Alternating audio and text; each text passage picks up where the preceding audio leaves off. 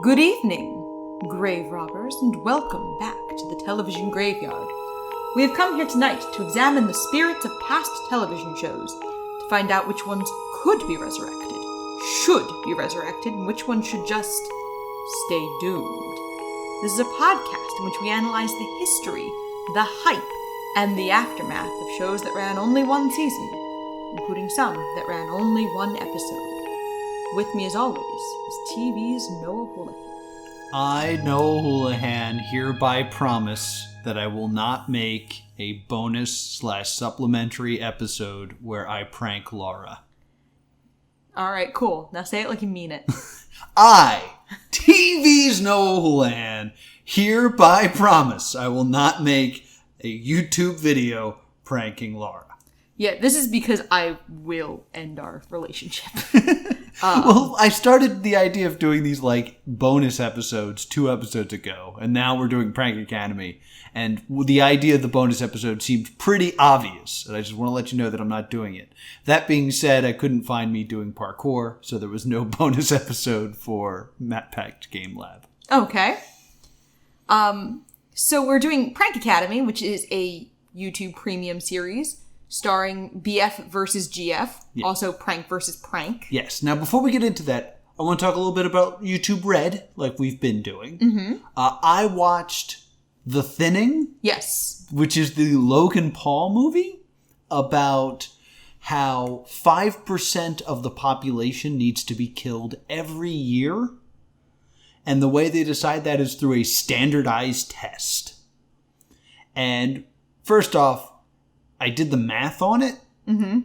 If they do it, they actually do say it starts at first grade and then it ends in 12th grade.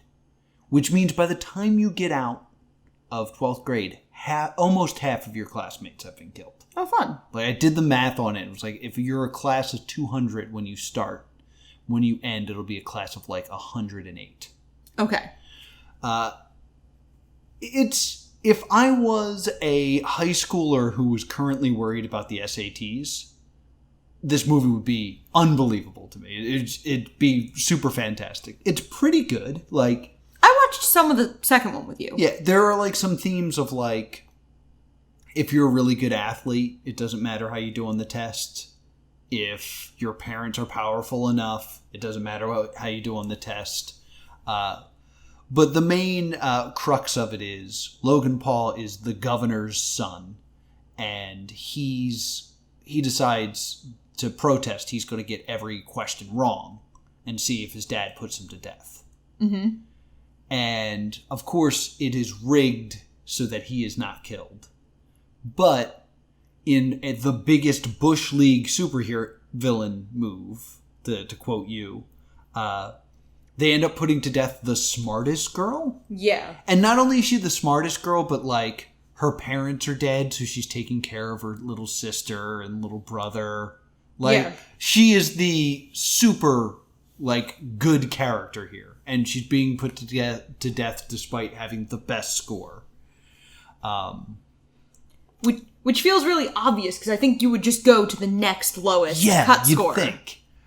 So they basically they find that the tests have been doctored, mm-hmm. and they leak it to the press, and the governor is now running for president, and he's basically has an advisor that's we're done for, we're screwed, there's no more moves. He's no, there's one more move left, and he makes a phone call, and he doesn't cancel the thinning, he just goes by what the tests say and puts his own son to death. Okay. And I was ooh. And then, surprise twist, when you're thinned, you're not killed. You're just put to work in a factory. And I was oh, that's lame that they didn't want to just commit to killing the kids. But in the second movie, it's it makes so much sense. It's one of those movies where the first movie has a lot of problems, mm-hmm. and then it turns out you were supposed to notice those problems so they could explain it in the sequel. Okay. And the sequel ends... I'm spoiling both of these, I don't care.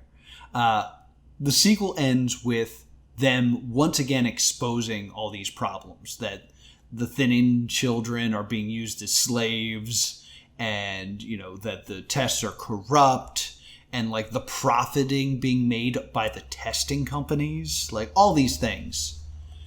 But by then he's already been elected president, so it's too late. So they just get arrested as terrorists at the end. Oh, fun. And it ends with them getting saved by another like agent being like, we're going to war. And there was going to be a third one, but YouTube no longer wants to work with Logan Paul. I think it's worth your time to watch them. I recommend them. So that was my experience with YouTube Red. There'll be a little bit more at the end. Stay tuned for surprises. Yeah. But let's get into Prank Academy, and we start by pouring one out. Okay, so we did something a little different this week. We wanted to stay in the spirit of Prank Academy. Spirits. But I'm not a big prank person. I don't find them funny most of the time. So we made each other's drinks. Yes, so I have a drink that Laura has made for me. Laura has a drink that I have made for her. I am so scared. And we were both like, we're not pranking each other, right? Yeah. So do you want to give a name for this, or tell me anything before I take a sip? That's just some seltzer. Why are you using your lying voice? I don't have a lying voice. All right. In front of me is the cloudiest glass of seltzer I've ever seen. I think she used the dragonberry. Think again.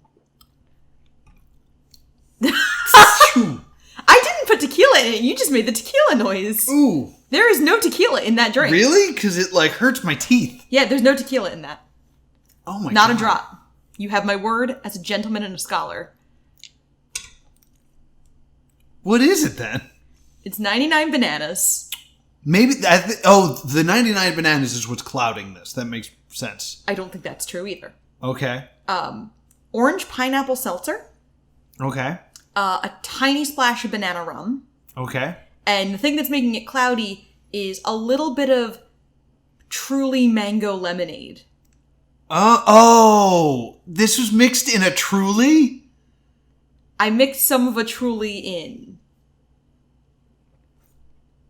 Phew. What do you call this? It's definitely just a seltzer. I didn't expect the lemonade to change the color as much as it did. So you wanted it to look like a glass of water? I wanted it to look like a glass of seltzer. It was gonna be bubbly. I put seltzer in. Okay. I have a dark red slushy situation that you mixed chocolate chips into. I did. That's pretty good. I call it the Sweet 16 Strawberry Shortcake because there is a Sweet 16 cake that has been that gets destroyed in this show. It is pretty good. Some actual strawberries, some ice cubes just to thicken it up a little bit of grenadine for the red color, a little bit of chocolate, and I think it needed more of a base, so I put a little bit of margarita mix in it. So it was technically a margarita and very on brand for you. Yeah, no, mine's pretty good. She was terrified of it. I want you to really stress how terrified she was. I may or may not have accused him of putting glass in it. Dude, you did. You were like, there's not glass in this, is there? Like I was going to murder you.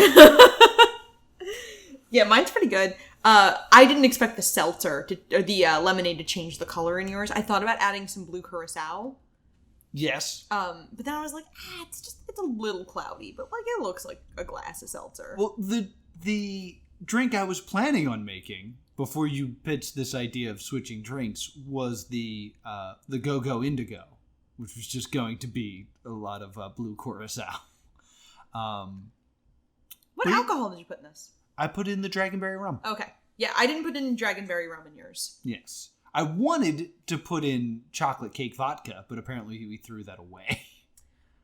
Yes, we threw it away. In my face. Or Laura drank it.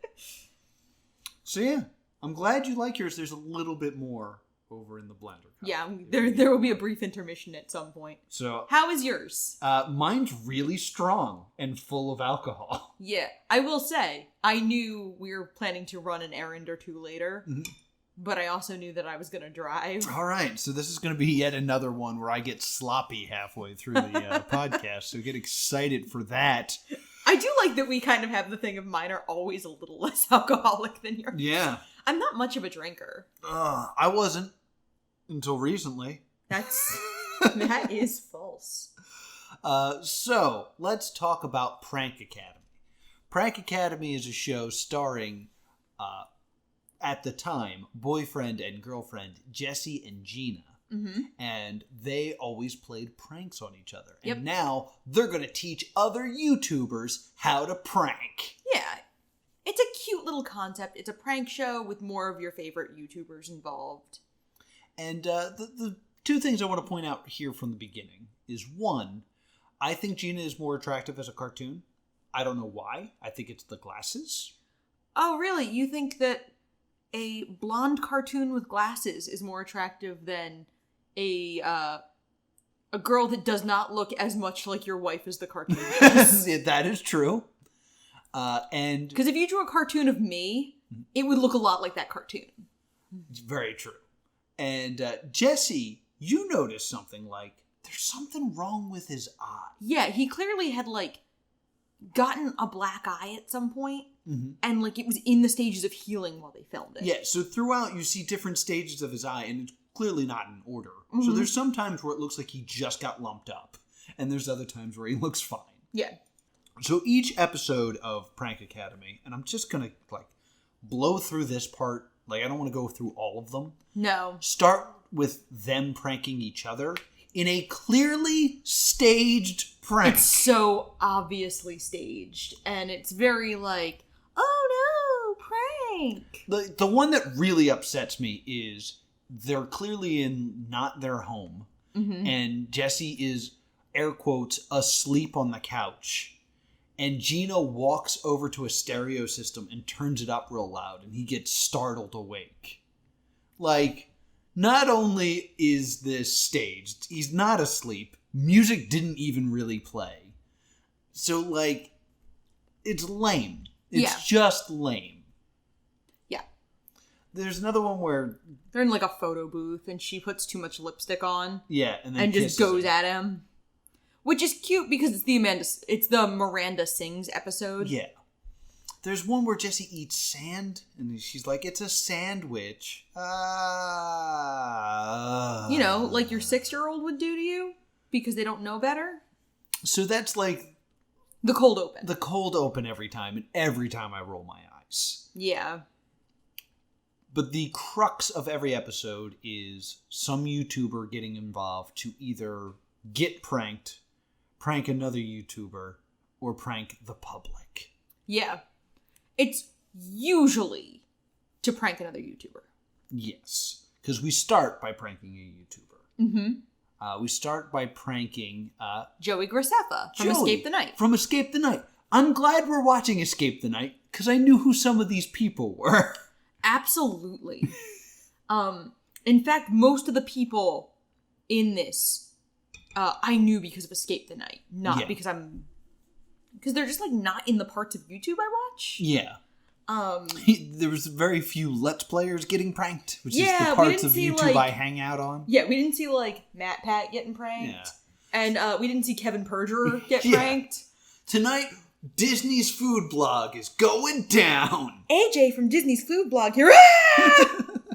We're going to take her to Universal Studios. Welcome to Expedition Theme Park. No. So that's what we watch on YouTube. I hang out on Theme Park YouTube, guys. So the first one they do is to Joey Graceffa, and it's iJustine doing the pranking. Yes. This is my favorite prank, I think. Really? Yeah, I think this might be my favorite. That surprises me, because this one infuriates me. To me, they did a good job of making it feel plausible. Right. This is my favorite prank. It's not my favorite execution. Okay. How it works is... Okay, so how are we going to pull this off? Okay, this is how we're going to pull this off. You guys are going to be cooking right here at this grill. Once you're done making your food, you're going to have Joey turn off the grill. Okay. Which is very important. So Ryan is our stunt coordinator, and this is Jessica. She's gonna be lit on fire, but before she's on fire, she's gonna be playing a production assistant. For your cooking video. Thank you so much. Absolutely. Thanks for being here. Of course. Are you ready for this? I am. Oh Are my you? gosh, I don't know. I mean, do you get caught on fire often? Is that inappropriate to ask? I'm not sure. More often than you'd think, yeah. Yes. So once they're done cooking their burgers, Joey, of course, is gonna think he shut the grill off correctly, is when you come in as a PA to maybe just check if he shut it off correctly. We're gonna have this candle lit, so she's just gonna light herself off the candle. Okay. Do you want to run through a little bit of what you plan to do? So the first thing, like you said, to catch the arm on fire. Be taken by surprise, I'll go back, knock into this thing, then I'm gonna take off this way, and I'm basically gonna be a big fireball. Okay? I'm already freaking out. He's gonna come in and he's gonna put me out. Someone's gonna be calling an ambulance. One of the actors are gonna ask who shut the grill off. You should call him out, like Joey was supposed to shut the grill off. The execution of the prank works, and the girl gets set on fire, but they don't let it breathe long enough. Yeah, basically, the idea is, Justine says, Joey, turn off the grill. And he's like, I don't know how to do it. It's like, just turn it off. And then he, like, touches a knob. He's like, I think it's off. And then that is supposedly what lights this PA on fire. Yes.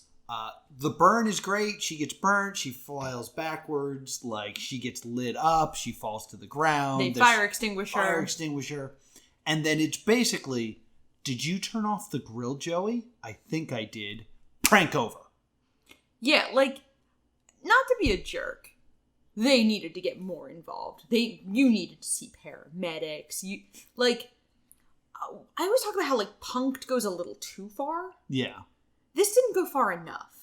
Yeah. Like, I feel like Joey got off really easy. I think just a little thing they could have done to, like, turn this up, and it wouldn't have been too mean, is someone should have told Justine her show is canceled. Yeah.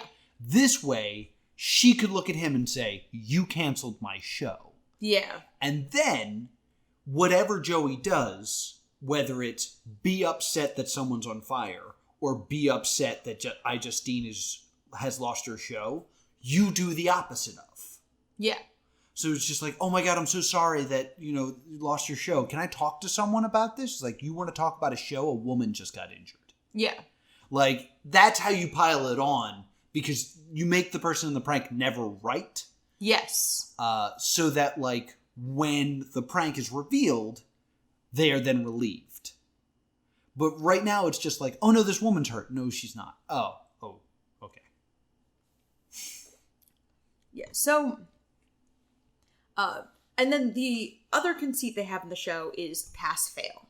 You get graded. This is the worst. Essentially, if the prank remotely works, you pass. Yeah, the idea is, before they're like, Let's go over the objectives and see if you passed. Well, your first objective was to make the cooking show believable for a collab video. Your second objective was to get Joey to turn off the grill, and your third objective was to blame Joey for setting the grill on fire. Your official grade for the Prank Academy is... Hey everyone, welcome to Cooking with Justine. Do you want to shut the grill off? I think I got it.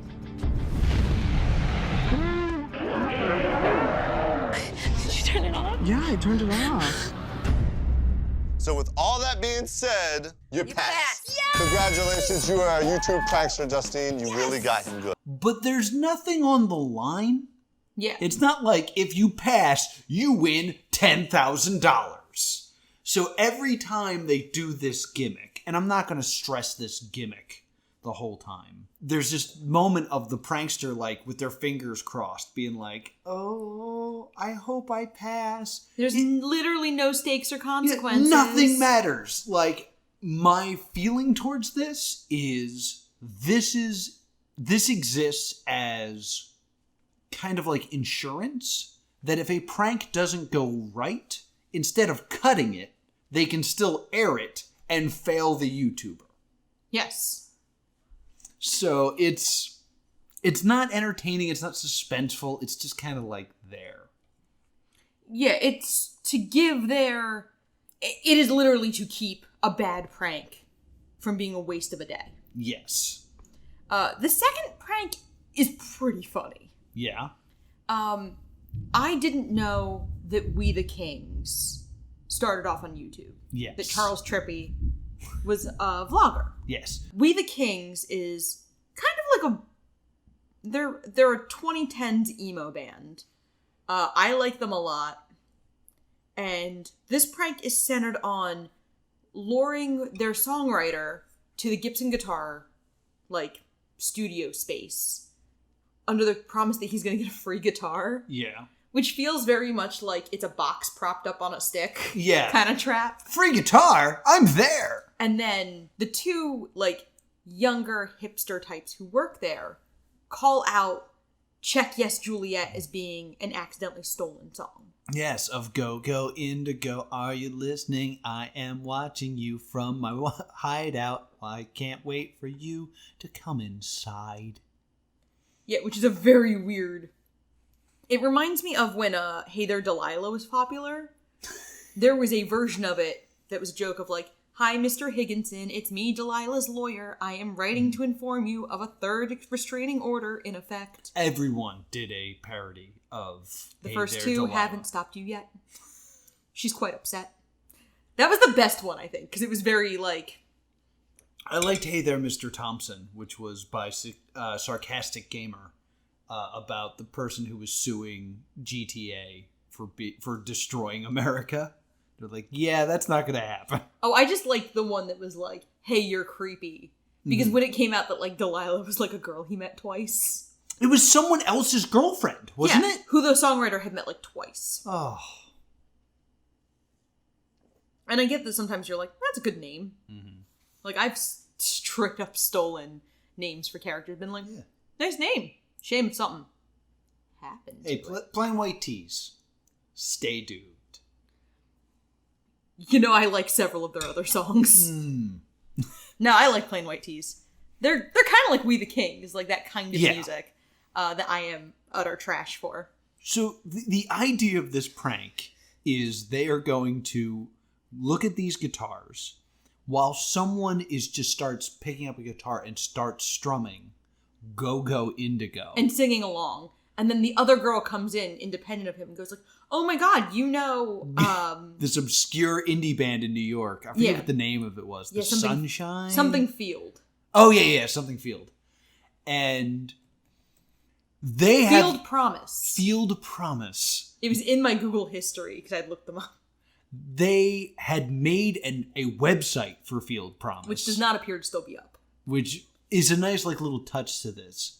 And they have the knowledge that, what is it? Hey There, Juliet is the name? Check Yes, Juliet. Check Yes, Juliet.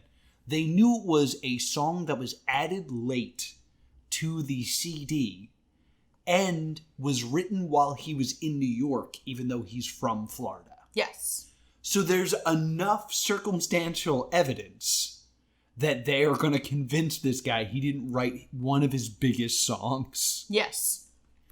And it starts to work, and this guy starts to lose his mind. Yeah, I felt horrible for him.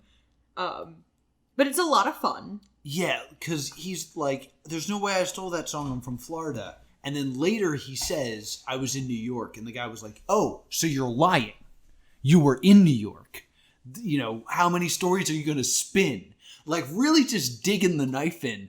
To the point that he leaves... He's just like, I can't handle this, and gets out of the room, and they have to be on walkie-talkies like, get him back to where the cameras are. If he's going to start crying, we need to see this.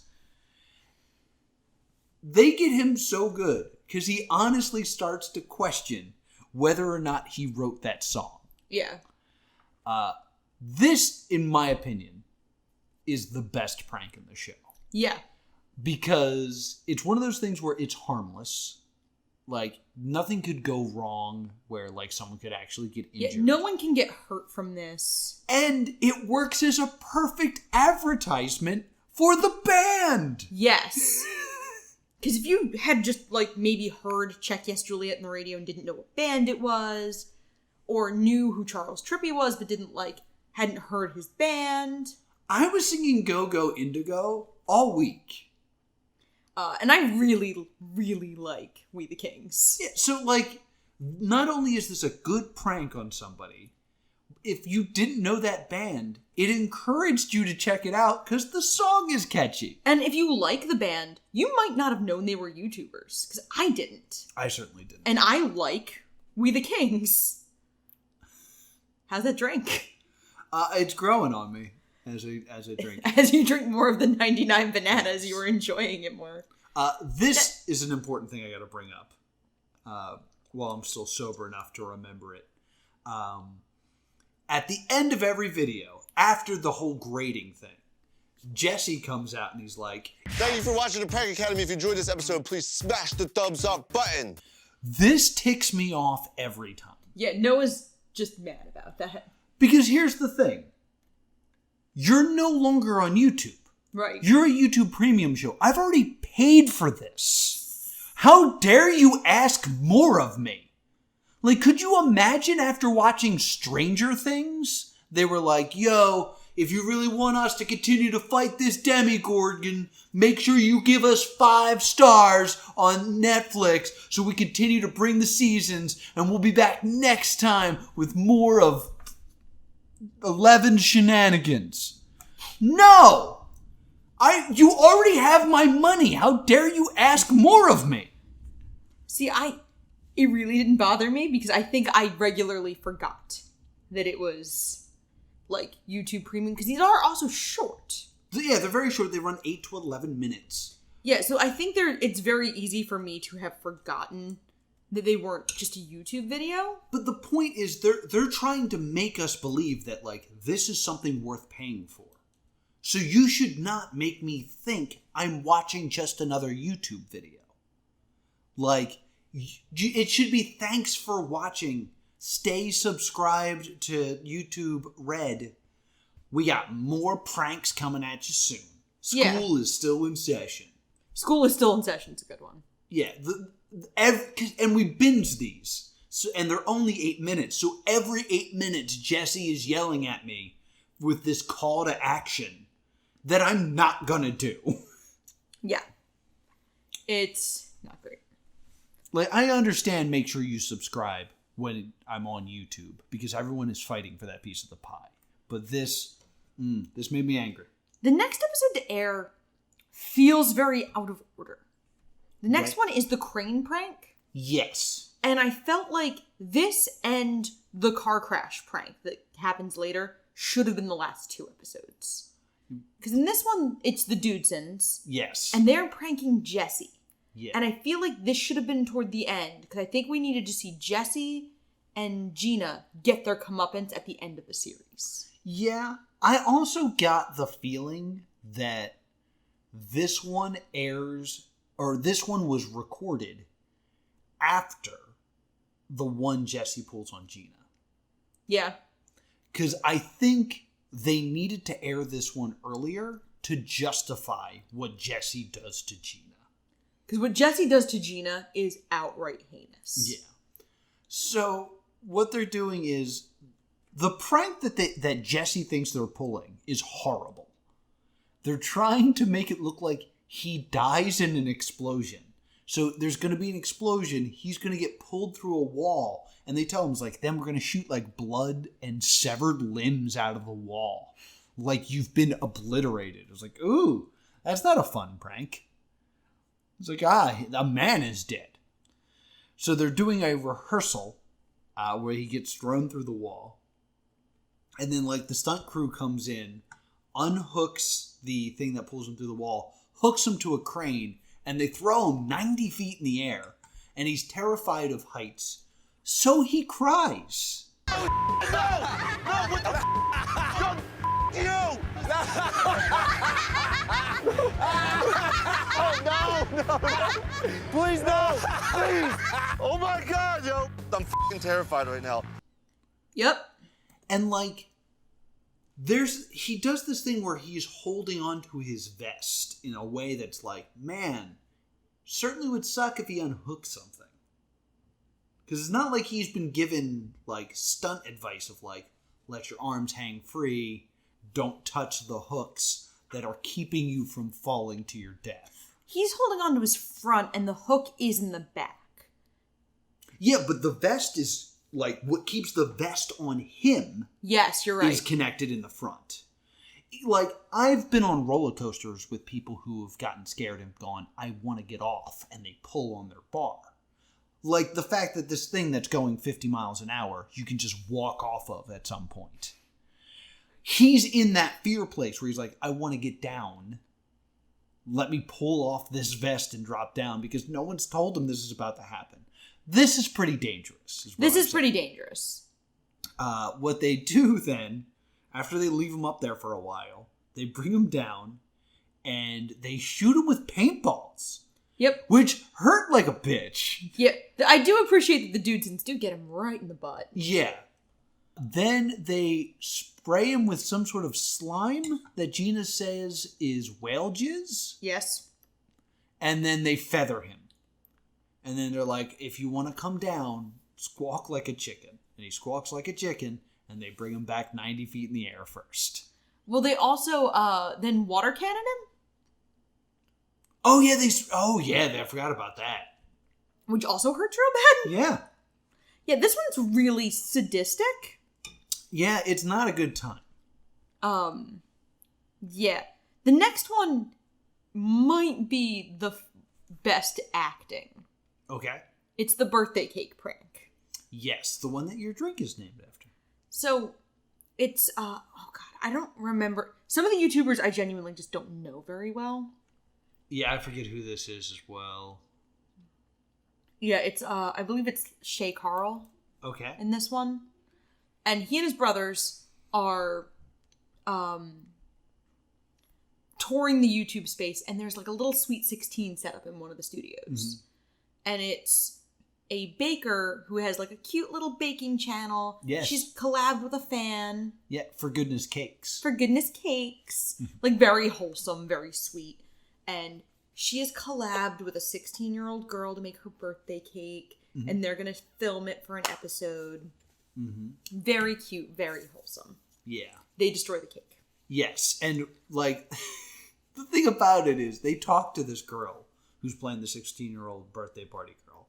Like, she's great. She's like, are you going to make him feel bad? She's like, I'm going to make him cry. Yeah, I'm going to cry. No, they go, are you going to cry? And she's like, yeah. I'm going to cry. So they kind of come in and tour the space. The girl who makes the cake talks about how long it took to make it, and then has to walk out of the room. The person on the inside gets his brothers to like take a selfie with it and like lean on the table because the table is gimmicked to the table explodes basically. Yeah, the legs apart. Like fly off in any direction. And one of the brothers tries to catch the cake, so now he's just covered in frosting. Yes. And then the girl from His Goodness Cakes comes back and is like, why did you do this? And they're like, can I fix it? And they're like, no.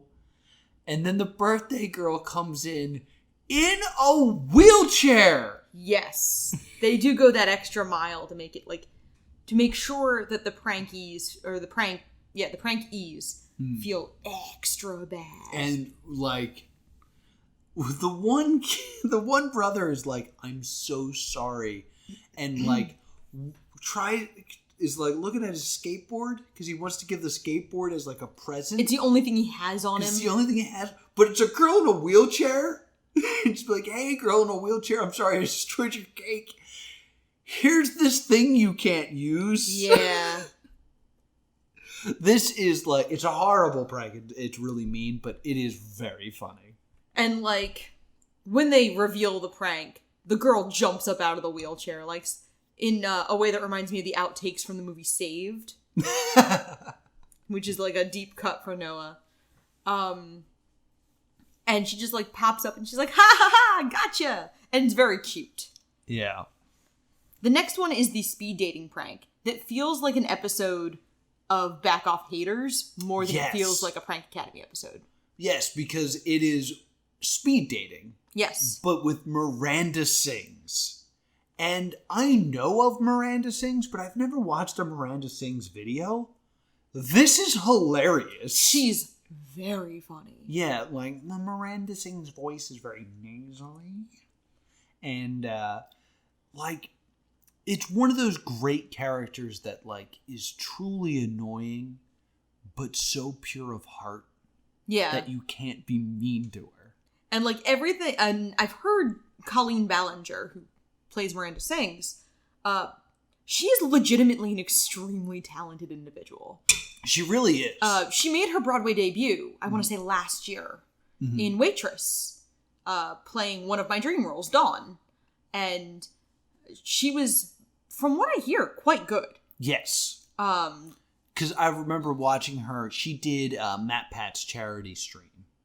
And she couldn't stay the whole time because she got booked to do a Christmas tree lighting ceremony. Okay. And she was, like, going to sing Christmas carols. And she was like, oh, I love singing Christmas carols. Which carols would you like me to sing? And they're like, whatever Miranda will have the most fun. And she's like, oh, you don't want me to really sing. Yeah. You want a real awkward time while we light a Christmas tree. Cool. That's what I'm known for. Yeah, but, like, I just want to say that Colleen is very talented. Like, yeah, like she's great. When I say she made her Broadway, she wasn't Miranda Sings as Dawn. Right. Like, she was legitimately talented enough. Now, Waitress did indulge in a lot of stunt casting toward the end. Right. But she was one of the examples of, see, it's not all bad, that I saw on a lot of, like, Broadway forums of, like, see, stunt casting isn't always bad. And what's upsetting about this prank is, like, there's a few times where you can see this guy being like, ooh, I don't want anything to do with this girl. And then a couple times. There's also a couple guys that are like, this girl's quirky, but I am in. There's, like, one guy who's like, all right. Yeah. Like, one guy is just down. Like Miranda's going like, I think I love you. I think we are meant to be. And she's like, all right. I kind of feel that way too. Yeah, like, he's kind of, like, in. And I'm just like, it's very sweet and very funny. Like, that guy's like, I found the quirky love of my life. Yeah, like, someone's looking for their manic pixie dream girl, and there's Miranda Sings. Mm-hmm. It's very, very cute. I can't say I say I hate it. She's married in real life. Yes. To her love interest from Back Off Haters. Yeah. They were not together when he was cast. They kind of fell in love over the course of filming. That's adorable. So good for them. Yes, indeed. Many happy returns. The next one is the old man breakdance prank. Yeah, this is unoriginal. It feels like Bad Grandpa. And again, this is another one where they don't let it breathe enough. Well, there's also, like, a very famous prank where I think it was Kobe Bryant gets old manified and then, like, dunks on people. Yeah. Literally dunks on people. Which I think also got turned into a movie. Do you remember this old man basketball movie? No. I'm researched. I'm going to double check this. Old man basketball. Uncle Drew. Uncle Drew! By the way, it comes up if you type in old man basketball movie. And he is played by Shaq. It's Shaq? Oh. In the film, it's Shaq. Oh, okay. I don't know if the original prank was Shaq. Mm-hmm. But it is very much Shaq in the film. Yeah. But the prank is basically an old guy, like, drops something or falls over. And then when someone comes to help him, he, like, break dances up and does, like, a handstand and a kip up. Yeah. It's harmless fun. Yeah, it's cute. When they do the big show at the end with his whole dance crew, he doesn't commit to being an old man long enough, in my opinion. I think he should, like, stumble. I said to you when we were watching this, he should have done a Willy Wonka fall. Yes. Because Gene Wilder famously ad-libs. He limps down the aisle, appears to fall in somersault forward, and then pops up, and that's our first impression of Willy Wonka, and one of the best character entrances of all time. I would say it is a top 10 moment in film is Willy Wonka. Just the way, like, the crowd cheers, and then it falls, like, oh my god, he weirdly fell. Silent. And, well, not even when he falls. Like, because they realize how old he is and how, like... Yeah, they're silent, and then all you hear is the cane. Like, I love that scene. I love that scene. It was an ad-lib by Gene Wilder, and, like, that is... it's not even comic genius. It's just outright genius. Yes. Because, like, it's not a funny moment, but it immediately sets you on, we cannot trust Willy Wonka. Yeah. We're totally off topic, but real quick shout out. I just discovered a new YouTube channel. I believe it's called Hats Off Entertainment, who did an amazing documentary, mini doc, on Gene Wilder, who I love and miss. Yeah, him and Gilda, like, Yeah. I'm pretty sure Gilda Radner passed before I was born, but I've always really liked her work. Yes. He also gave me plugs for Hats Off Entertainment, which I certainly hope is the name of your YouTube channel. If it's not, I'm super sorry. He has a fantastic documentary on John Candy. And I forgot how much I love John Candy. It is very much called Hats Off Entertainment. Hats Off Entertainment. Because the top two things when you search Hats Off Entertainment are How to React Naturally, Gene Wilder, and John Candy, Everybody's Uncle Buck. Yeah. It's semi-new YouTube channel. Super awesome. Talks about old comedy. I just discovered it, and it makes me happy. So now you know about it. Yeah. Cool. Anyway, he's an old guy. He dances, and he passes the Frank Academy. The end. The next one is the restaurant fight. Remember this one. I'm going to have stuff to say at the end about this one. Yeah. So basically, this is your girl, Superwoman, Yes. Lily Singh, and they're going to make her out to be a hero. So the idea is that they are filming a commercial For a restaurant. Some guy is being a dick. He starts a fight with one of the assistants. Mm-hmm. And Lily Singh's going to be the hero. Yes. She's going to break a chair over his back. As one does. Knock this dude out and be like, my work here is done. And then leave on a unicorn. Which, cool. This is one of the few ones that kind of goes wrong. Yes. Because as the fight is starting, there's a guy in a security hat. Like an older gentleman. Yeah, like probably an ex-security person, ex-cop, something like that. Yeah. Who sees this fight's happening and he's going to go and get involved. Not on my watch. So they have to kind of pull him away like, no, this is a bit. Please don't kill anybody. Yes. While Lily Singh then kills somebody, air quotes, and then rides off on a unicorn. Yeah, she breaks a gimmicked plate over his head. I use the phrase gimmicked because I have a tangential relationship to the wrestling world. Yeah, you and your championship belt have a tangential... Ooh, man, this drink is strong. I have a tangential relationship. I have a championship title in a company. Yeah. It's important to know that the photographer had to teach me how to do a choke slam, so I would say That's my not relationship is tangential That's at not best. important. I don't know anything. I shouldn't be here. I feel like this one fails. Yeah, like, because that guy intervenes, you kind of have that moment of, like, they have to do so much to make the joke work. Mm-hmm. And, like, it needed something supernatural. Yeah, because, like, the prank is we're going to do a fight scene in public. Yes. Nah, that's not really much of a prank. It is crazy when it's like she left on a horse. Which they dress up to look like a unicorn. Yeah. And, like, that's great.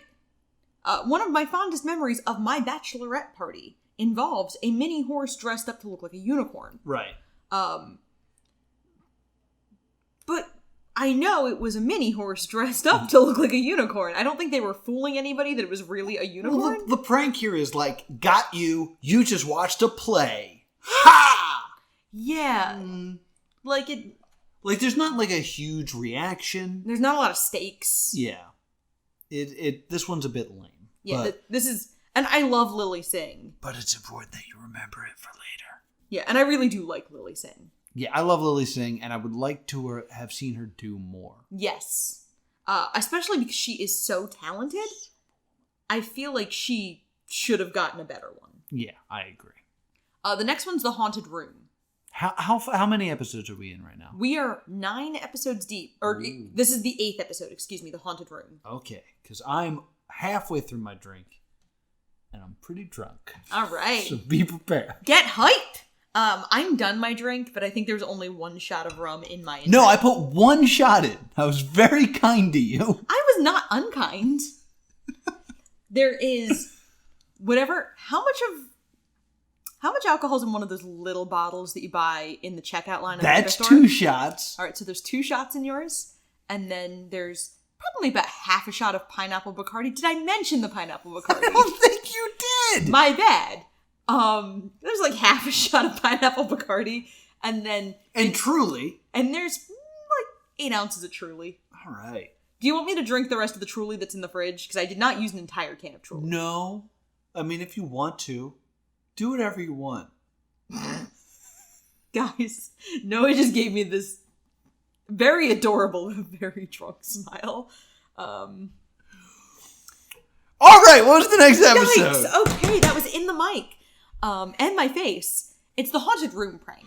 This one's cool because they have a magician set up a room so that like a picture will fall off the wall, and to my horror, a bowl of gummy bears will have a fireball in it. Yeah, what a terrible thing to do. Which is like my personal hell, because if you have a bowl of gummy bears, I'm getting in it. Yeah, absolutely. Because I love gummy bears. And they trick Olga K and another YouTuber. I want to say Casey something. Not Casey Neistat. Right. 2 female YouTubers, and they fool them into thinking there's this haunted, shrunken head. Isn't Tim in this one? Tim from Escape the Night? Doesn't he get pranked here? Does he? I'm pretty sure he does. He's in 2 episodes. Yes, so I think he is in this episode. Yeah. And we're still watching Escape the Night, and I have grown to like Tim more and more and more. Yes. But yes, he is in 2 episodes of Prank Academy. Yeah, he gets pranked in this one. Yes. I don't feel like many people buy this. No, I mean, it's obviously... I think everybody is unnerved by what's happening. And because they don't know what else is going to happen. Yeah, it's... Like, they're worried. They're like, oh my god, that scared me. Oh god, what else is going to happen in this room? Yeah, the idea is cool. The execution is cool. But I don't think anyone really, is like, oh my god, it's the shrunken head coming to kill me. No, like, everyone's obviously discomfited. Yes. Because they're like, oh god, more stuff's gonna happen in this room. Mm-hmm. And, like, admittedly, the fire pranks would bother me. I have never liked fire pranks. No. Based on a particularly traumatic moment of my childhood. Oh. On the Jaws ride in Universal. Oh, do tell. I was 7. And I did not enjoy my trip to Universal Studios Florida. We went there instead of MGM because I wanted to go to Nickelodeon Studios, which I did very much enjoy. Okay. And so I went on like Kong, hated it. Went on Jaws, hated it. You gotta remember, I was like 7 years old. I was a little too young for all of these rides. And there was fire on the water. Right. Which, when you are 7 and do not understand how fire starts or works or burns and how it is fueled, fire, and there can't be fire on water. That's impossible. So I lost it. I lost it to the extent that people thought I was a paid plant. I wish I was joking. Oh. There was also a particularly memorable incident in Line for Confrontation where I was a little dramatic as a kid. Yeah. I screamed at my father in the line, if you loved me, you wouldn't make me get on this ride. And my father looks at me and goes, we don't love you, stay in line. This makes a lot of sense because I took you to Hibachi. And there was a large, they start with that like cool fireball Thanks, that I hate it. Off the grill. And Laura slid back in her chair, pouted, looked at me and said, I don't like this. I giggled.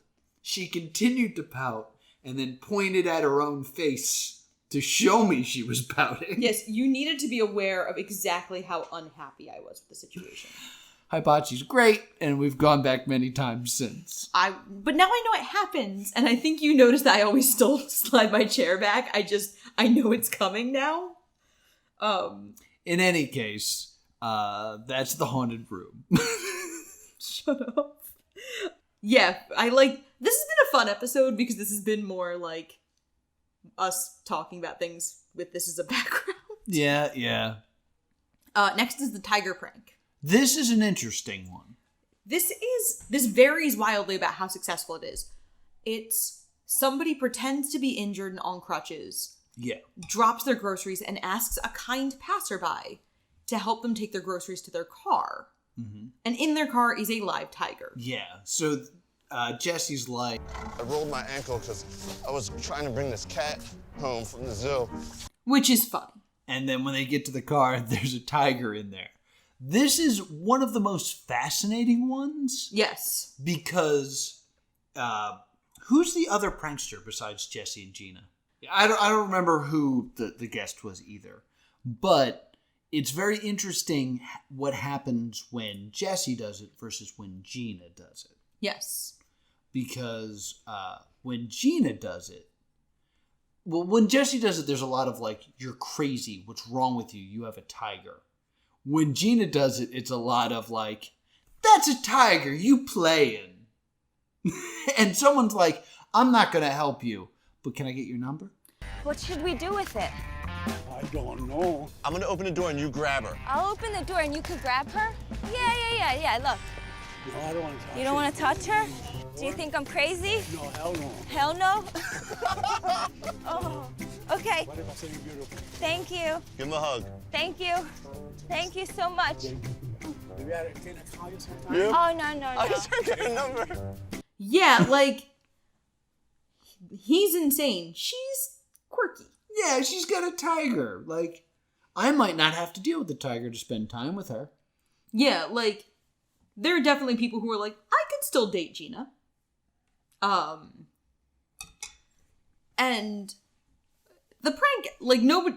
And then there's one woman who helps Jesse, who is all in. Yeah, it was just like, yeah, I'll open the car door. And they're like, no, there's a tiger in there. Yeah, they have to stop her. Yeah. So, they actually ended up not giving that one a grade. No, that's a competition. Yes. Like who did it the best? And I believe they give it to the guest. Yeah, because it looks tacky to win your own show. Right. So the next one is the car crash prank. And again, I feel like these episodes should have aired later. Yes. This was a prank on Jeana. Yes. This is horrifying. So basically, they have set it up that the taxi that will pick up Jeana will already have some other YouTuber in it. Yes. Who I forget the name of, who's a redhead. Casey Levere. Yes. And the taxi driver will get into an altercation with another car to the point that they end up in like this high-speed chase. Yes. That results in the car driving down a narrow passageway, breaking through a wall, spinning out the other car, and then going off a ramp and landing in some cardboard boxes. And you look at me and go, this could still just go wrong. Yeah. Like, this is still a stunt driver. Yeah, stunts go wrong all the time. This is literally unforgivable to me. Yes. And Jessie says things like, she's already got a fear of cars. Because she mentions having been in a major car accident at some point. Yeah. Like this and going after Jesse's fear of heights feel very predatory. Yeah. And they're very uncomfortable to watch. And the one iota of amusement I found in this episode is how long it takes Jeana to be concerned about the cab ride. Mm-hmm. Because it must be mentioned they're from Philadelphia. True. And driving like that takes her a little while to be concerned by. So, like, there's a moment where she's like, oh, wait, we're not in Philadelphia. Oh, no! They do stuff to the car doors so that they can't be opened. Yeah, they're gimmicked so they can't, like, child-proofed. This car flies down this, like, shallow alleyway, breaks through a wall, spins out the other car crashes, and then it goes off this ramp completely clears the cardboard boxes. Yeah. Lands on his wheel and then just hits like this mound of dirt. And like goes up it. It's not like, oh, dirt, and then they stop like it's Biff's car in Back to the Future. Yeah. Like, it goes up this hill and like could have flipped over, could have crashed. Like, a lot of bad could have happened because they missed the pad they were supposed to land on. Yeah. And then they jump out and they're like, it's a prank. And as mean as this is, I feel like when they go in the air, Jeana's looking at her phone. Yeah. Like, which I have done. I've been to some, weirdly, all in New Jersey. We've been on some, well, no, there was one in MagFest. But we've been in some, like, Uber and Lyft situations that were not fun and quite scary. Yeah. And sometimes you just look at your phone to keep yourself from staring at all the mistakes you feel your driver is making. Yeah, I have a fun story where I was in Greece and we were going to the airport and we got 3 taxis because I was there for a show. So like the entire cast couldn't fit into one car. So we got 3 cars and we pulled up to a stoplight and my driver leaned out the window and banged on the hood of the car next to him, which was another taxi, and yelled something in Greek. Mm-hmm. And I forget what word was being said, but the other guy I was in the car with leaned forward to me and says, I think that word means race. Oh, no. And now it's like 3 a.m. and we're flying down the expressway as these 3 taxis decide they're going to have a race to the airport. Oh, good. And I have no idea how fast we're going because everything's in kilometers. So, yeah, this is a terrifying experience to put someone through. Yeah, this one bothers me to the depths of my soul. That being said, it's pretty fun to watch. The next one's the robbery prank. This one's less fun. This one ages like milk. Yeah. We're obviously watching this during Black Lives Matter, during 2020. Yeah. It's 2020, y'all. Everything is terrible. But this prank is legitimately unnerving to me. So Tim from Escape the Night Yes. is pranking Ricky Shucks, Okay. who is an African-American gentleman. And they think that they're shooting like a collab video. Yes. But the prank is that the cops roll up to catch a robber. And then the robber is going to fall through the ceiling as if he was hiding up there. Yes. Tim is sitting there with Ricky. The cops pull up. And Tim's like, oh, wow, those cops are right outside here. And Ricky grabs his phone and starts playing with it. Yeah. And then someone falls through the ceiling and they're like, oh my God, I think that's the robber. And Ricky just goes, I don't mess with the police. Yeah. Like, you get the impression, like, Ricky is not wanting any part of this because cops are involved. Yeah. And Ricky is black. Mm-hmm. And Ricky is not into just dealing with cops. Right. For reasons that are, unfortunately, extremely obvious. Yeah. The cops then call for everyone to leave with their hands up. So they all, like, kind of march outside with their hands up. Mm-hmm. And then they reveal that it's a prank. Ugh. Tim becomes the first person to fail Prank Academy. He does. Because Ricky refuses to engage with the prank. Yes.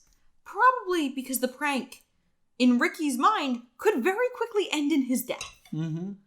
It's tough just because, like, when this came out in 2016? 2016, yeah. 2016? Like, everything that I view now is through the lens of 2020. And, like, in 2016, I might have just thought, Tim, you suck. You can't prank people. But today, seeing this prank is kind of like, ooh, you are preying on this man's greatest fear. Yes, and a very understandable, it's not an irrational fear. Yeah, it's not like being afraid of heights or cars. I mean, heights and cars are still rational fears. Right, but what I'm saying is, like, those fears come from a different place than today's culture. Yes. So, like, I'm sure that if you watched this and thought it was funny when it came out in 2016, I get it. But today, through today's lenses, this is an upsetting video. Like, here's an irrational fear prank.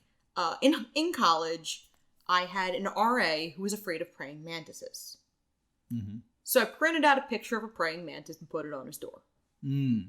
Harmless. Yeah. Praying mantis is an irrational fear. They're not going to get you. I actually knew someone who was afraid of praying mantises, so I locked him in a box with like several praying mantises and told him I was going to leave him there in the woods. That is not rational. That's horrible. How did you get that many praying mantises? It's a bit. I also had a freshman floor mate who was afraid of ET. So did I, weirdly. I never did anything to her, but I cannot say the same for all of my freshman colleagues. He's got that glowy finger. It just looked weird. Your sister is afraid of Pee Wee Herman. There's an irrational one. Yeah. It's not one of those irrational fears. It's not like Ricky Shucks is afraid of Pee Wee Herman and he walks into a room, like he goes to a Starbucks and everyone is for some reason dressed as Pee Wee Herman. Yeah. Which sounds like a great prank, by the way. Like, this would be like the level of like, hey, my buddy just got back from war and he's got PTSD. I'm going to set off fireworks while he's sleeping. Oh, that's horrible. Yeah, like, it's along those lines of like, no, this is like a huge problem that you're preying on. Yes. The next prank is the extreme opposite in the other direction. Mm-hmm. This is a husband and wife team. The husband is pranking the wife. This is the puppy prank. I honestly believe it was like, hey, we want to use you in an episode of Prank Academy. How can you prank your wife? And his response was, don't prank my wife. She won't take that well. I value my relationship with her. Please don't prank my wife. And they're like, what if the prank was too many puppies? All right, we can get away with too many puppies. Yeah, like this is very much it's Jonathan Jolie and his wife Anna. Yeah, and the whole prank is Anna's been asked to watch a puppy. A security guard has said, hey, no dogs in this building. And then when he leaves, people show up with more dogs. Yes.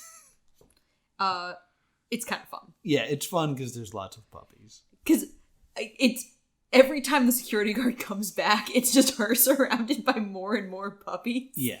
And like she's on the floor just petting the dogs because what are you gonna else do? are you gonna do in that scenario? Pet them dogs.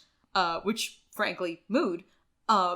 This feels like if you had to prank me under threat of death. Yeah, like, all right, what if the prank is there's too many puppies? So, this one's cute. It's a terrible episode. Yeah.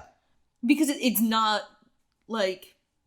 Like, she's with too many puppies to be upset that someone is yelling at them. Like, yeah, she doesn't lead them in battle. Yeah. Like... To be honest, I feel like the show kind of goes downhill in general. Yes. At this point. There are 18 episodes, and they do start to tank. Yeah, they're posted from best to worst. Yeah, and then the next one is the chokehold prank with Harley from Epic Mealtime. Yeah. And he's in a Brooklyn deli. Yeah, I kind of feel like the dude from Epic Mealtime does not understand the prank. I fully agree with you. Because what the prank is supposed to be is they've set up a bunch of stuff that he can move with his mind. Yeah. Like, there's a tip jar, there's like ramen noodles, and he can move it with his mind. He kind of, like, plays it off like he's a magician. So, yes. like, he does it, and it's not kind of like, I have powers. It's, I just did a trick. Isn't that amazing? Yeah. And the coup de grace of all this is supposed to be him force choking Jesse. Yes. And he will actually be suspended up the wall. Yeah, because there's a very, very obvious hook behind him. Yeah, it is so obvious that it is fake that I don't feel like anyone buys it. No. Like no one ever thinks, oh my god, this man has supernatural powers. Yeah, like the victims all just kind of like go with it. He drags them over and they're like, yay, good job. Like they're very annoyed. Yeah. It's fine. He passes. Yeah. Whoa. The next one is funny and kind of cute, but it's not. It's a public prank. It's a funny, cute public prank with Nick Santonastasso, who has been born with no arms and no legs. Yes. And they do his makeup. Lex Fleming does his makeup to look like a statue, and they drape him in like a green cape and hide him in the park. Yeah. And he just bothers people in the park. Yeah. He does what essentially street performers do in Central Park. Yes, basically. And he scares some people, and some other people he just kind of like surprises. Like, It's funny and cute. like there's a few times he screams and like startles people, but there's also a few times where it's like people's reaction is, "Oh wow, good job. That looks real. Goodbye." Yeah, like it's a weirdly cute, wholesome episode because no one's hurt. No one's really scared for more than a second.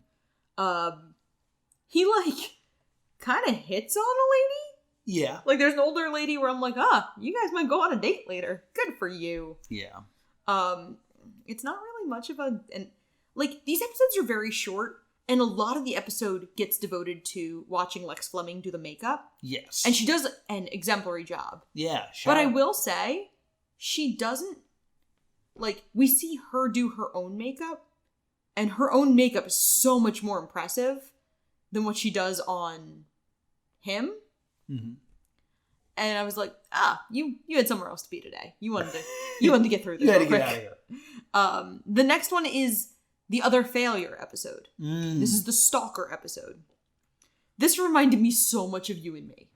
So the bit is these two YouTubers are very famous, and they're at, is it VidCon? It looks like it's VidCon, yes. Yeah. And they go into this like holding room, and there's like a weird guy there. Yeah, like a super fan of Bart Baker. Yeah, he's got like the loser Fargo hat on. He's got like a bad pencil mustache, thick glasses, and he's weirdly eating gummy bears. Yeah. And the idea is he's going to creep out this other guy and try to give him a gift. And the gift is a hat that says, "You're next," human hair, and a heart. A cow's heart, yes. This dude does not buy it for a moment. He reminds me of you because he's just really chill about it. Yeah, he kind of looks at it like, oh, this guy really likes me. He's a little awkward. But, like, it means a lot to him for him to talk to me. So I'm going to give him that moment. Let's take a selfie together. Yeah, like I said, he reminds me of you. 'Cause that's how I feel like you would deal with the situation. And, like, his girlfriend keeps trying to escalate it and it doesn't really work. Yeah, he does not care. He puts the hat on. He's like, cool, hat. Yeah, and he's like, can I keep the hat?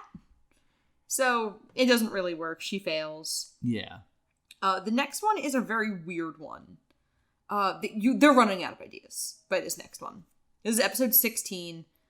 Dennis Rohde, they go to Columbus Circle, and it's the hot dog cart.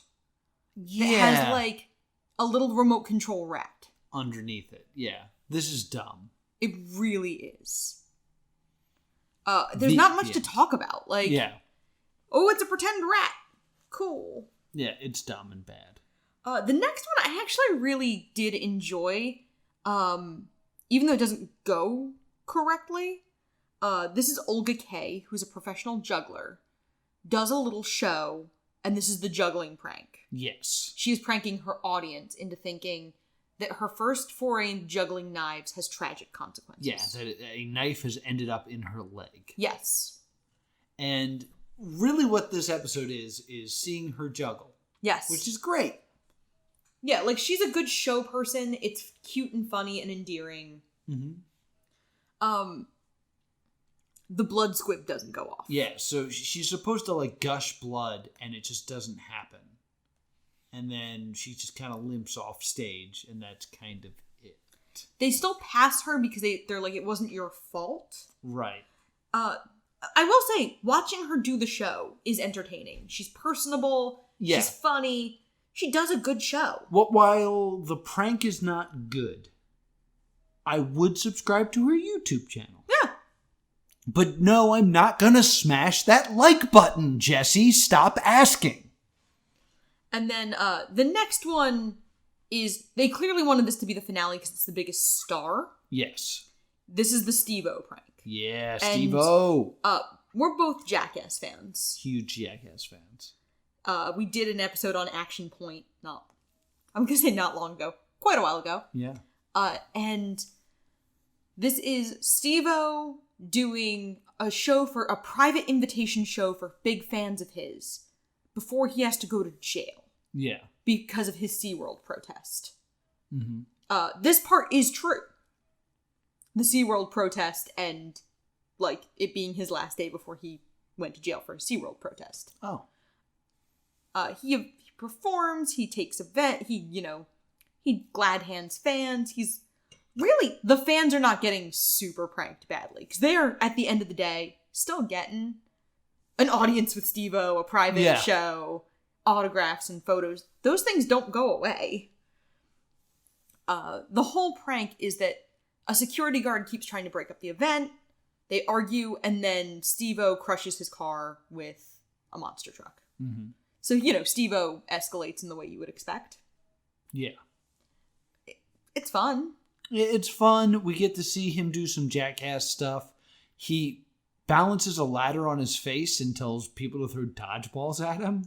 Yeah, it's really... And he talks about how the ladder is easier to balance than a pair of sunglasses. Yeah, and he does both. Yeah.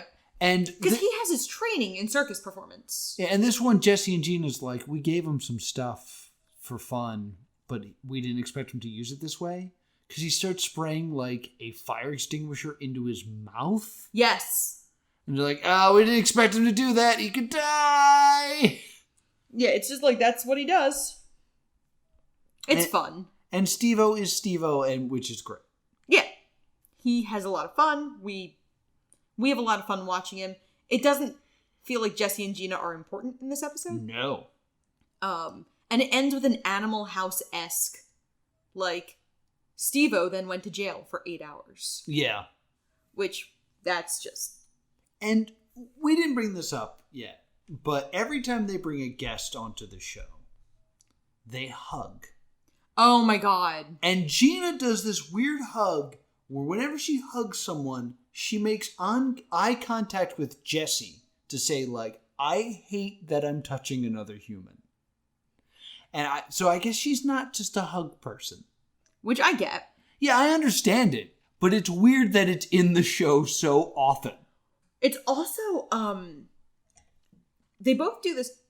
They're hugging because they're clearly, like, feel they're supposed to. Yeah. They don't actually want to hug most of these people. No. Which makes it more apparent when it's someone they actually are friends with. Yes. Because sometimes you see them go in for a genuine, like, hey, buddy, hug. Yeah, and then other times it's like, ugh. Other times it's that very... Steve-O, you're kind of gross. Yeah, it's that very fake, like, celebrity, I have to hug you for the camera hug. Mm-hmm. And it's... I don't know why we needed that. Yeah, it's definitely a little bit awkward. Yeah. So that's prank again.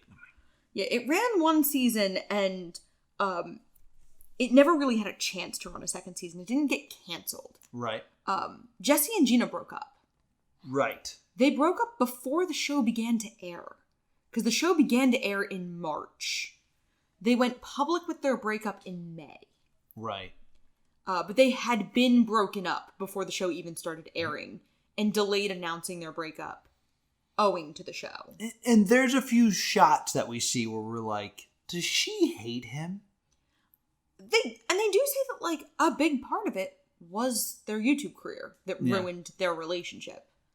They did a video together when they announced their breakup, and then he did another video, and she did a video a whole year later because they both tried to go solo with their own YouTube careers. Right. Prank vs. Prank became just Jesse's channel, and BF vs. GF became just Jeana's channel. Yes, Jen Smith. Yeah, Jeana's clearly a nickname for Jennifer. Mm-hmm. And she, a full year later, has to go, like, address. Like, yeah, we're not getting back together. Stop asking. Because the fans have still been harassing them. Yeah. Both of them say the commodification of their relationship really ruins things. And we've talked about doing a panel with Party of One podcast about working with your partner. Yeah. And how that does have unique challenges. We do not produce daily content.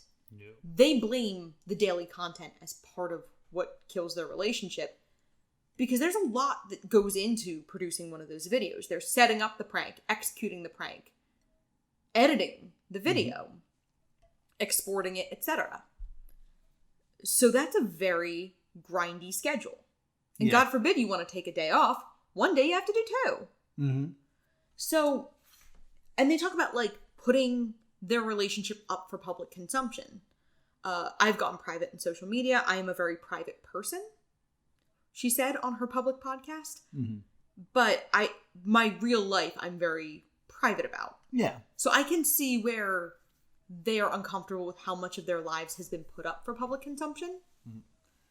And they do blame YouTube for the dissolving of their relationship. They were together for about 10 years. 10 years, yeah. And they split up in 2016. Yeah. And based on what you can see, like, it does seem like she ended things. Because but there's no bad blood between them. Right. They still care about one another. I think it's hard if you've been together for 10 years, unless one of you pulls a really terrible move. Yeah, if one of you ends up to be a murderer. Or, like, if they cheat or something. But if it's just, like, you drift apart. Yeah. It's hard to hate that person. Yeah. And that actually segues really well into kind of talking about YouTube Premium as a whole. Let me ask you this. Yes. Do you think any of the pranks were staged?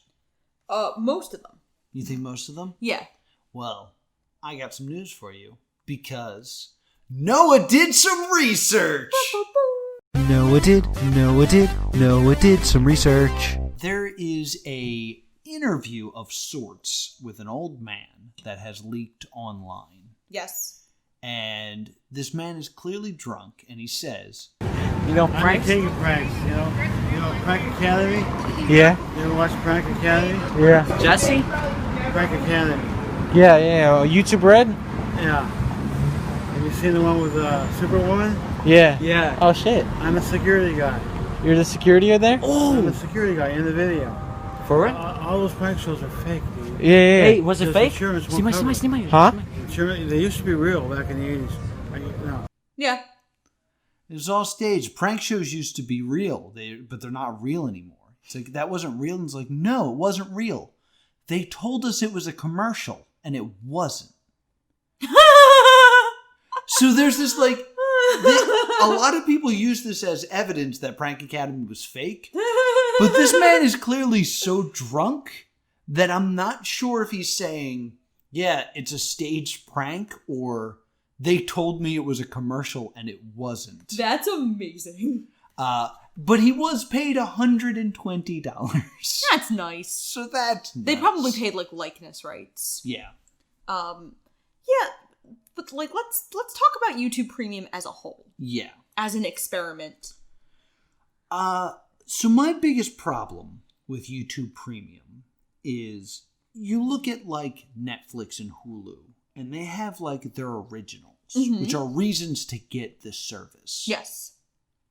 YouTube Premium or YouTube Red only has those.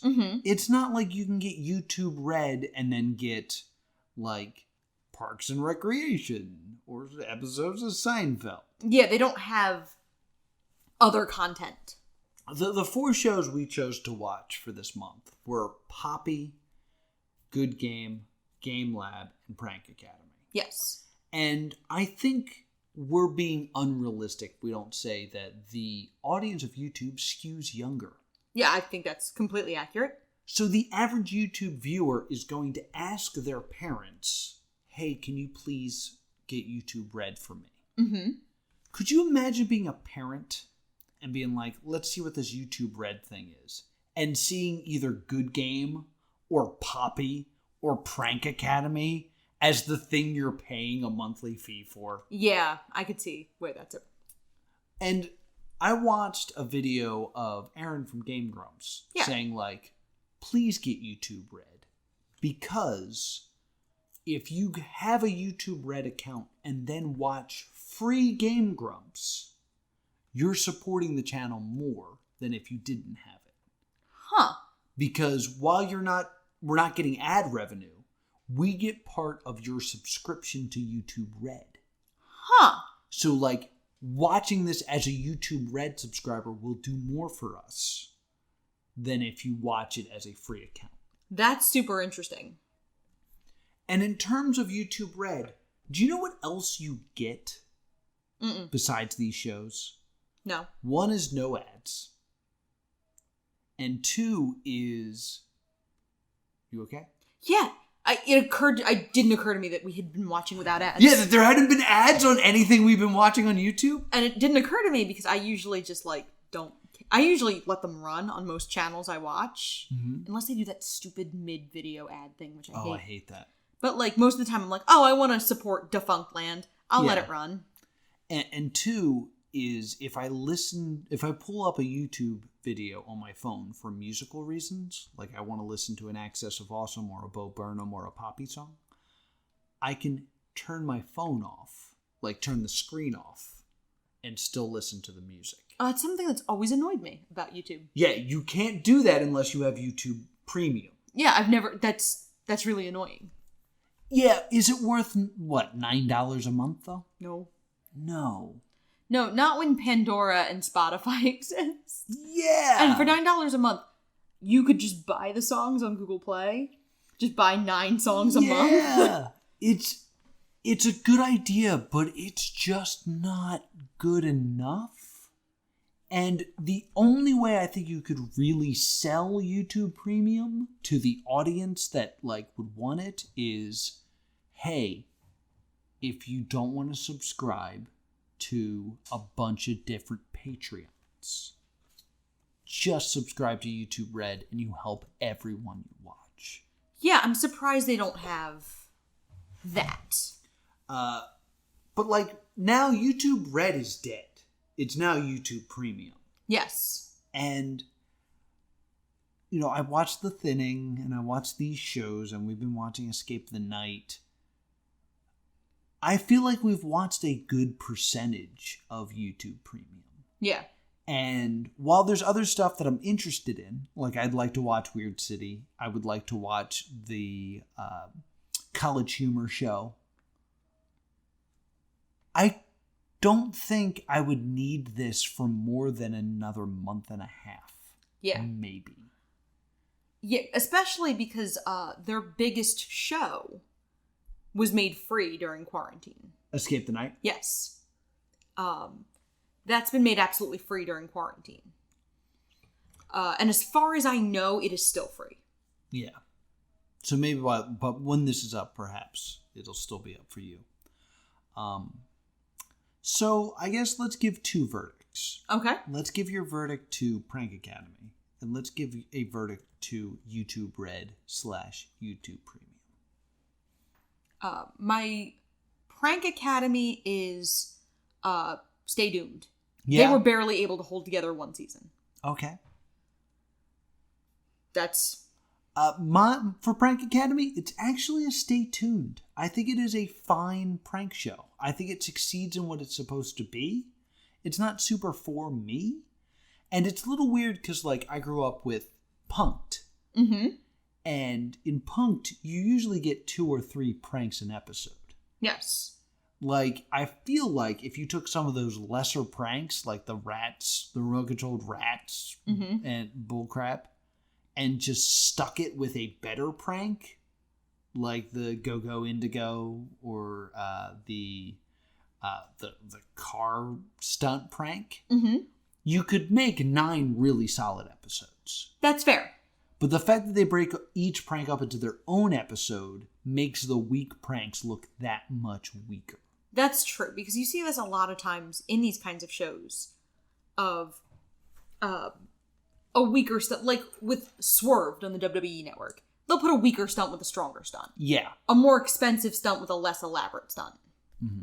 And then, like, it kind of, you can see the balance in the show of, like, oh, this little quick stunt versus this very elaborate stunt.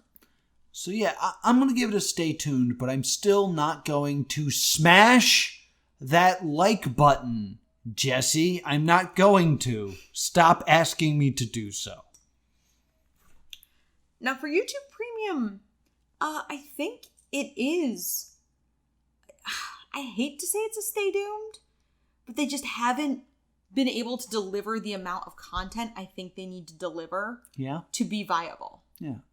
I think it's easily a stay doomed because, unlike anything else, YouTube Premium has to compete with Netflix, Hulu, Amazon Prime, and Disney Plus, to name a few. To name just the big ones. Yeah, because you're also competing with the WWE Network and Crackle and Vudu and so many other things that... Crunchyroll's a big one, actually, to bring up. Because I think it's more comparable to a Crunchyroll or a WWE Network or like an independent wrestling.tv. It is a niche. Yeah. And they don't have the amount of content to satisfy the price point with that niche. Yeah, the important thing about a streaming service is to provide more content than you could possibly watch. Because it's $9 a month, you said, right? I don't remember. We didn't pay for them. YouTube Premium's $11.99 a month. So it's more expensive than the WWE Network. It's more expensive than Netflix, depending on the tier. It's more expensive than, I believe, Hulu and Disney Plus. It's definitely more expensive for Disney Plus because Disney Plus lets you do yearly. So I paid $70 and I don't pay another dime till November. Yeah, like... And I will never be able to watch through everything on Disney Plus. Exactly. And I've been trying. I think YouTube Plus or YouTube Premium, whatever, is kind of trying to live off the fact of the free content now doesn't have ads. So when you add that up, it's like, yeah, there is hundreds of millions of hours to watch. Right. But when it comes to like the stuff behind a paywall, like you can knock it out in a year if you wanted to watch everything. And you don't want to watch everything. And like, that's not me saying that some shows are bad or anything like that. But there's going to be stuff that just doesn't interest you. Yeah. It's a failed experiment. It just is. It should be $3. Yeah, it should have been a much less expensive, it should have been significantly less expensive to pull off what it is. And they don't seem like super high budget shows. No, a lot of them don't. Escape the Night is definitely the highest budgeted show. Yeah.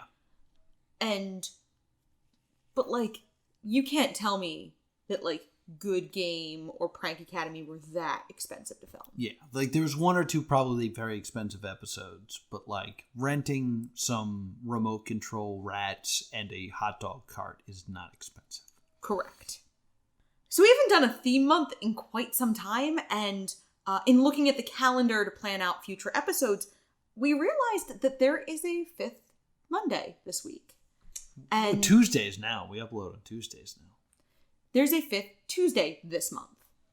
So the rule with the theme months and the 5th Tuesday, or the 5th week, if you will, is that we can break the rules a little. Mm-hmm. We stay kind of on the theme, but we can break it. A good example is for Spoopy Month, we did Crybaby Lane, which was a TV movie. Yes. And that was before we did a lot of specials. Now we do more specials. So, right. So we have decided to listen to the people. Yes. The people want Escape the Night. Right. And we are actually a good dent into watching Escape the Night as of this recording. We are going to focus on season 1. Because I cannot promise with our schedules that we're going to be able to watch the other 3 seasons by the time we record. Right. But all of Escape the Night season 1, actually all of Escape the Night period, is currently free on YouTube. I just checked. Okay. So they released it during quarantine, which is a very weird marketing decision of, you've now given away the milk for free. Mm-hmm. Why is anyone going to buy the cow? Right. So we're watching season 1 of Escape the Night. The people want it. We've been enjoying it. We've been talking about it a lot on our own time. So that's what we're going to do, gang. Yeah, Escape the Night season 1 will be our next episode of Stay Doomed. Get excited! I'm actually pretty excited. I'm very excited. This has been a lot of fun. Where can people find us? You can email us at thestaydoomedshow@gmail.com, which I have just checked and no one has reached out to us except for some spam. And on Facebook and Twitter at Stay Doomed. And if you want to talk to me about some pranks that you've pulled, I'm at +2 Comedy. If you hate pranks, but want to talk about just celebrity culture in general, I'm at Stay Doomed. Until next time, stay doomed.